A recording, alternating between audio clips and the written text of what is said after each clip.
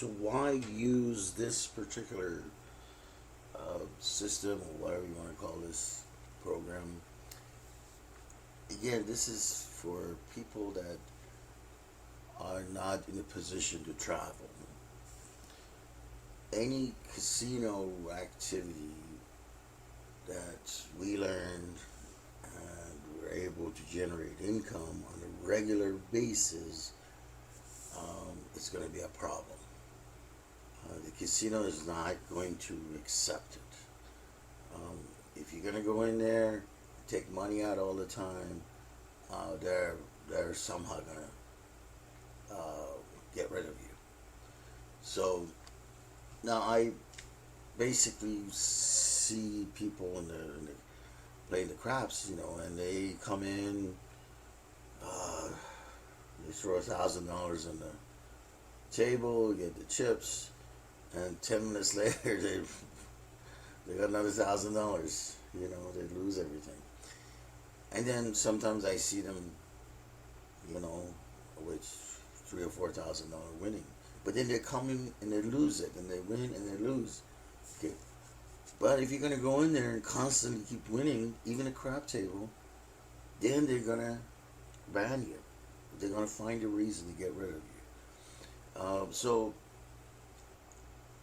the only you can't. There's really no games that you can get away with, as far as making consistent money. The only games we do here are the craps table, we do the blackjack, we do Spanish 21, we do video poker, and baccarat. Okay, but all of these, again, you can't do all of them or one of them or just a few of them and keep making money.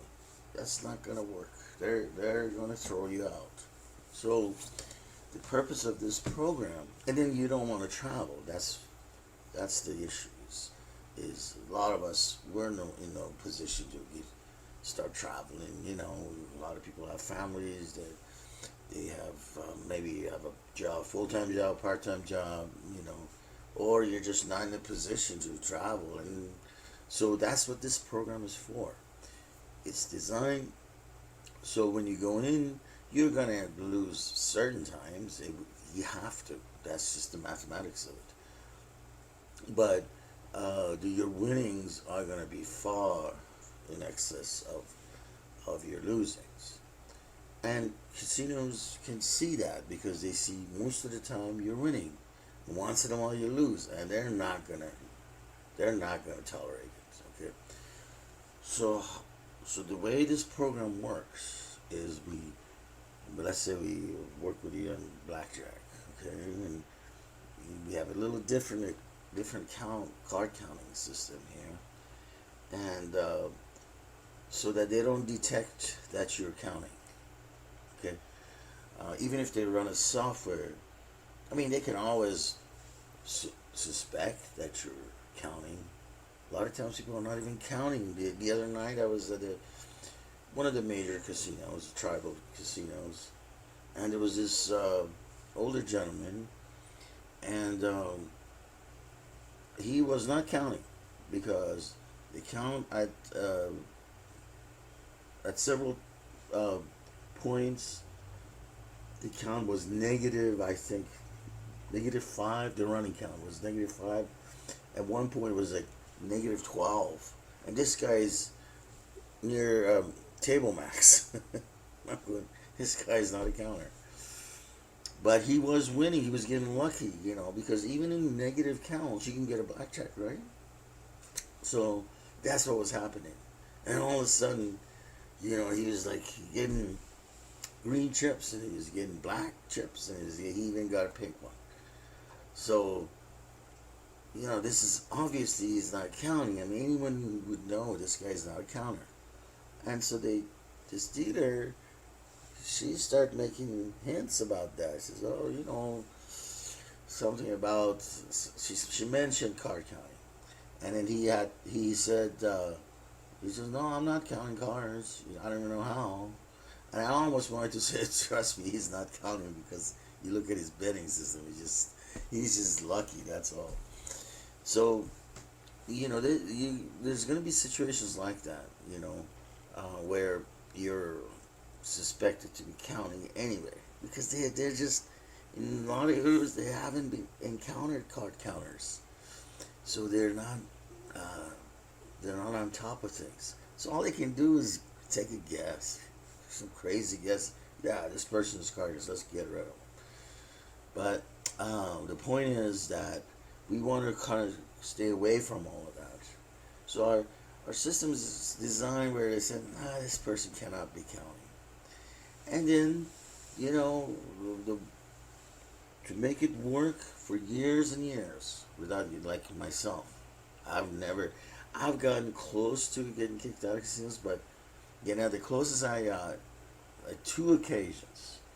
One, when I went to the cashier, they asked for my ID, and I didn't really care, because I figure, well, if they take my name, then that's fine. So I gave him my ID, but he didn't scan it.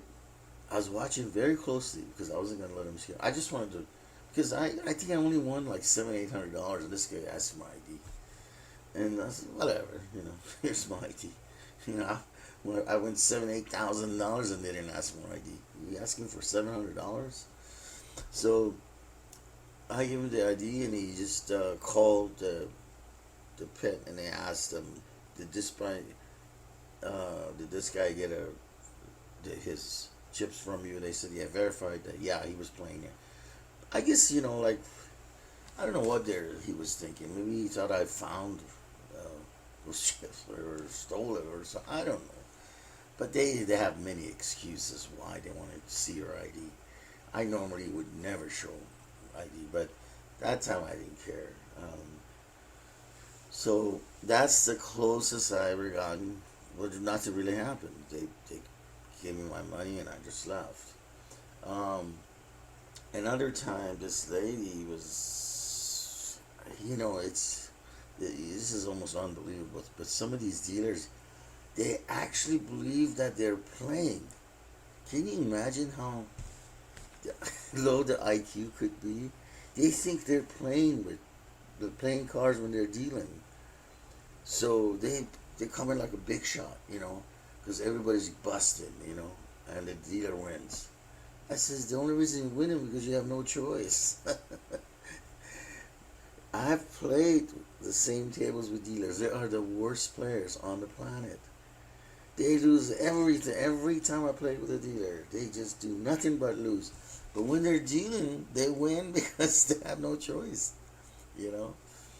So this lady she thought she was some big shot because everyone was just busted, right? And this guy was just joking around. He was with another lady. And he was just, man, you're killing us tonight. She says, well, she's like a big shot. Except, I was losing too. But it was like a $10 minimum table. I was losing $10, $10, and then suddenly I don't raise too much, I go from 10, my bed spreads from 10 to 50 or something. I don't go table max or anything.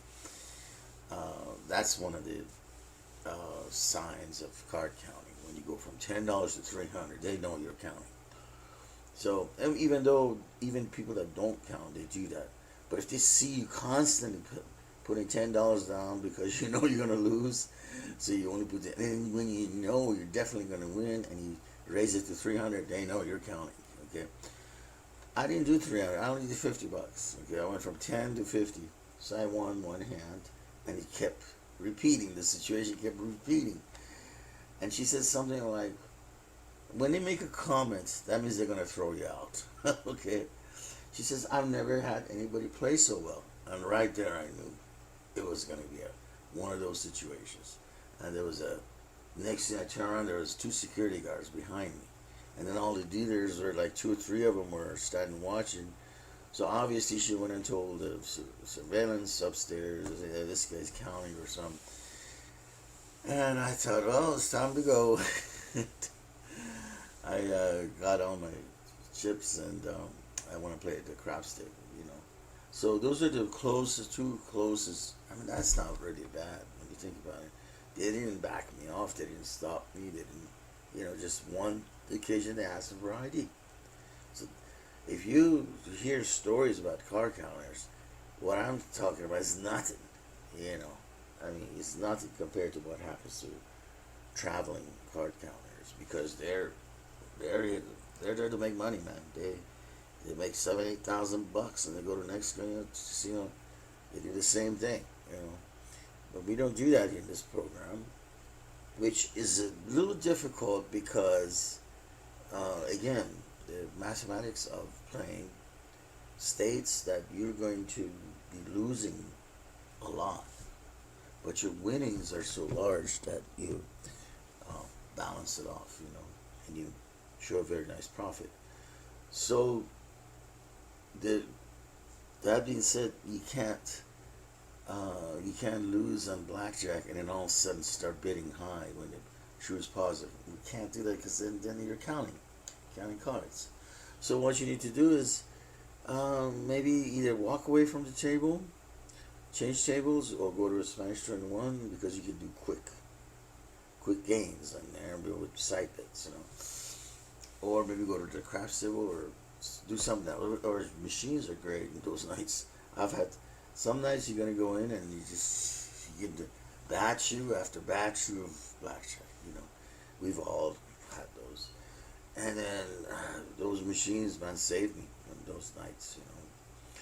And the machines are good. I mean, you can hit, as long as it's below 12. I mean, I've hit $1,000 all the time, or then $20. I put 20 in there and make win $1,000.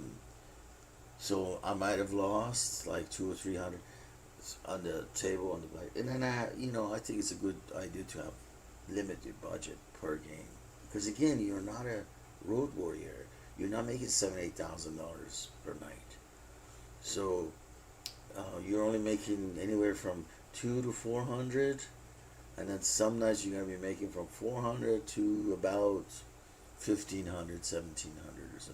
When you hit jackpot, not jackpots, but we don't want to get hit jackpots. Okay, we want to, because if it's 1,200, then you're gonna have to fill out the tax form, which means now they got your ID, they know who you are. We don't want jackpots. We just want to win like $1,000 deals. Make 400 on one bonus round, make another 400, and once the ticket gets up to around, I think 1,800, then you want to stop playing. You go to cash it out let me see. Oh, I'm sorry, 1,200 is the limit.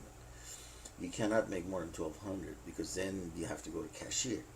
They won't ask for your ID, but they'll see you. They'll see your face, and you don't want that.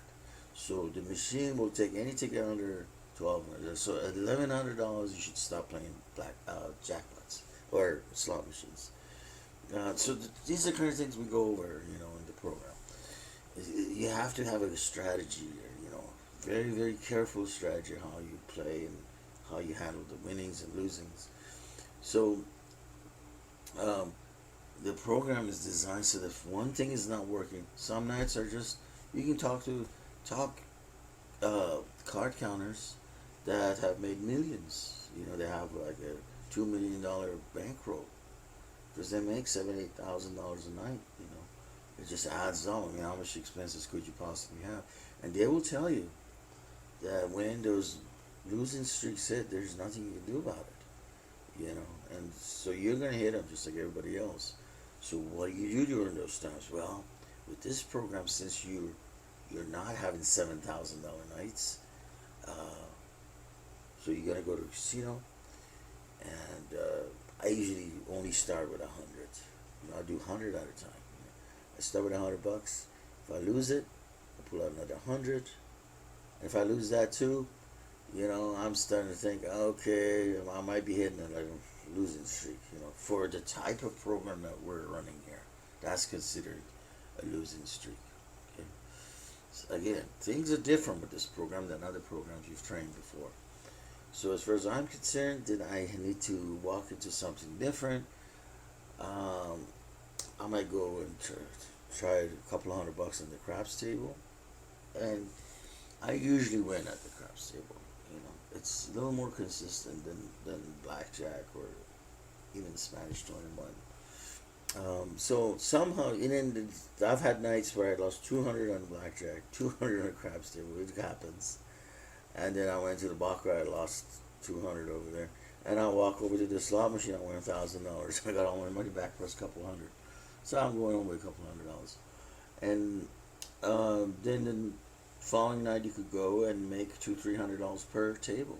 You know, so you could potentially make about $700 to $1,000 a night without, you know, making any noise, without being noticed or anything like that. It's if you learn all the skills in this program. So you do need to learn all of them. You know, the blackjack will take you, might take you several weeks, but the other games you should be able to learn quicker. Slot machine you can learn in about 4 or 5 days. You're not learning anything. You're just learning how to spot a slot machine, and so you have to go do some research in your local area, learn your casino a little bit, and after about 4 or 5 days, you get it figured out. So okay, well, I need to go here to this casino, and these 3 machines seem to be paying, okay, or whatever, So you can learn that one quickly and start making some cash while you're training for other stuff. But that's the whole idea of this program, is to play multiple games at your casino event. Where if you just have one skill, you're just a blackjack player, then it can get real rough. You're gonna have to travel. You have no choice, but you gotta travel. Blackjack era is gone. And same with craps. We can't. I've never heard of a traveling craps player. Maybe there might be people that do that. But if you combine different games, and just you have to decide how much you want to make per day. Your bankroll is going to be supporting that. How much bankroll do you have, and how much do you need to make? So if you need to make, say, like, if you just make it 100, and that's another thing is this program sort of requires that you go every day. It's going to be a little tougher if you go if you can't go to casino like once a week or twice a week. If you need to make money. You want to make at least $40,000 a year as a part-time person. That's part-time would be like if you go every day for an hour, hour or two, It's entertainment, and you're making $40,000. There's nothing wrong with that. Full-time would be you'd need to go about 3-4 hours a day, and you're making anywhere from $150,000 to $400,000 a year. So, you put a lot of hours in, but you also have a decent sized bankroll. If you don't have a decent sized bankroll, then if you started with like I started with, I think it was $2,500. I can't remember. I think it was $2,500, and it took me a while to bring that up. And I hear stories about people that started with 2,000 and 6 months later they have 40,000. I don't listen to those stories. Don't listen to those. Don't put pressure on yourself. Everyone is at a different race. Okay, so do things correctly. Don't worry. Don't get greedy. Don't worry about what other people's stories are. So you start with 2,000, yes, and if you got a bankroll of 2,000, you might only make 20,000 your first year because you don't have the bankroll. You're dealing with small amounts. But if you can build that bankroll, to about 10,000, 20,000 over time, then by the end of the year, you not only have 10 or 20,000 as a bankroll, but you've made another $30,000 or $40,000 just playing. So altogether, you got $60,000 part time. Now, if you have a bankroll like 50,000, which most people recommend, or if you have it in credit, you can borrow it, whatever, and you're willing to go full time, and sure, you're looking at 150, 400,000 a year, But again, you have to have all. You can't just learn one skill and make 150,000. There was no way. They're going to get rid of you. Okay, so you have to learn all the skills and apply them. Some nights you go and play the craps.